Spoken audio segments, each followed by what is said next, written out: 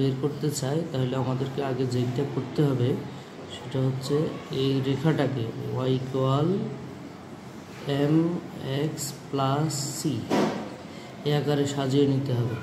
তাহলে এই রেখাটাকে আমরা এই আকারে এখন সাজিয়ে নিব। তাহলে এখান থেকে আমরা ওয়াইটাকে আলাদা করে ফেলব। ওয়াইটাকে আলাদা করলে এটা সাজানো হয়ে যাবে। মাইনাস এই এক্সের সাথে যেটা আছে, ওয়াইকে আলাদা করার পরে এক্সের সাথে যেটা আছে এটাই হচ্ছে ঢাল। তাহলে এখানে এম হচ্ছে আমাদের ঢাল।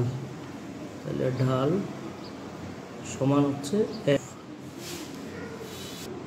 ঠিক একইভাবে আমরা দ্বিতীয় সমীকরণের ঢাল বের করব। তাহলে দ্বিতীয় সমীকরণ থেকেও যদি আমরা ওয়াইটাকে আলাদা করে দিই, Y equal minus 2x plus 3, তাহলে এখানে এক্স বাদ দিয়ে বাকি যেটা থাকবে অর্থাৎ এক্সের সহগ যেটা এটা হচ্ছে ঢাল।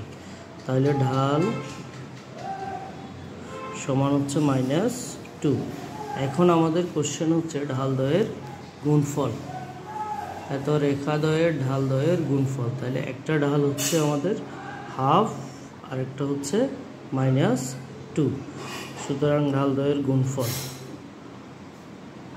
তাহলে ঢাল দ্বয়ের গুণফলের মধ্যে একটা হচ্ছে হাফ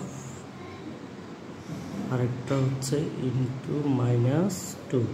তাহলে 2 এখানে চলে যায়, থাকে কত -1। এই হচ্ছে আমাদের ঢাল দ্বয়ের গুণফল -1।